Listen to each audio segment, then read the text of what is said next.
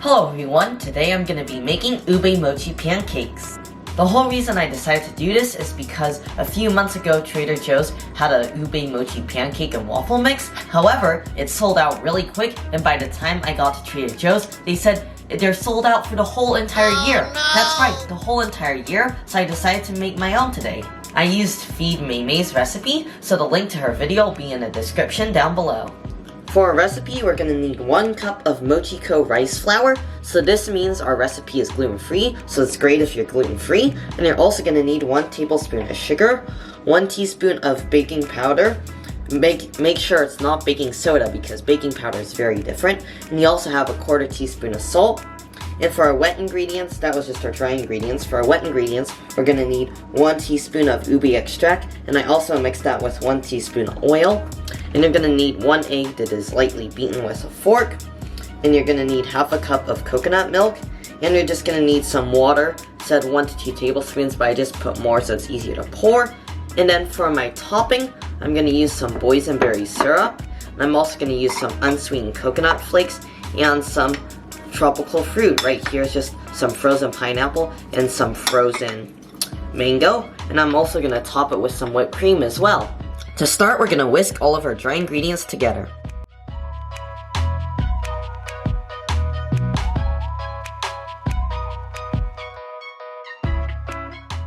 Now that everything is incorporated thoroughly, we're just going to go ahead and sift this into another bowl.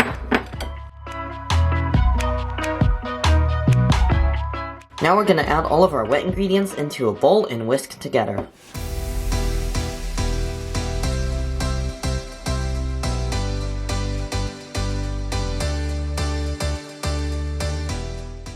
Now we're going to go ahead and whisk together our dry and wet ingredients, but we're going to want to be careful to not overmix it though. In the recipe, she said she thought she used around 2 tablespoons, but I realized that you need a lot more water. Right now I probably used like 1/4 cup to maybe 1/2 cup of water. And I'm actually going to add a little bit more because the texture of her batter was almost like a thick milk. And there we go, this batter looks absolutely amazing, and now it's ready to hit the frying pan.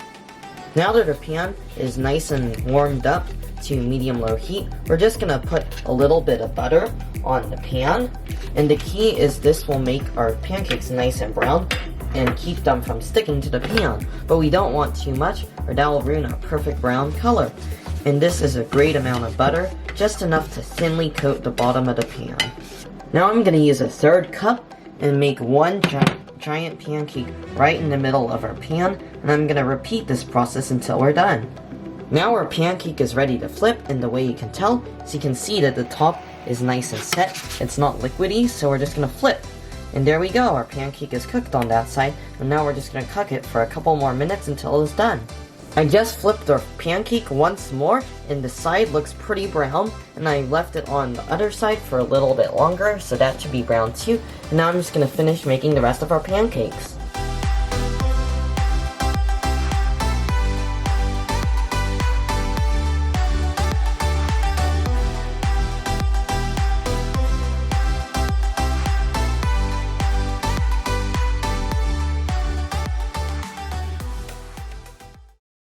One hour later.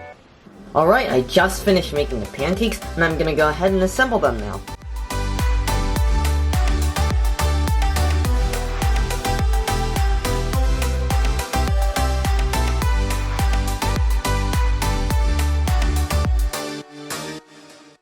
Let's go ahead and try our pancakes now. They look absolutely delicious. Let's give this a taste. Wow, those pancakes were absolutely delicious. I thought it had the perfect amount of ube and coconut flavor, and they were very soft and kind of chewy all at the same time.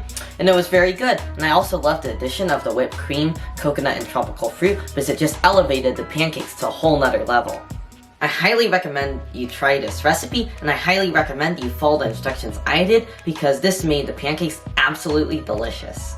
Anyways, I hope you guys enjoyed the video. Make sure if you did to give the video a like, and also make sure to subscribe, and I'll see you guys in the next one.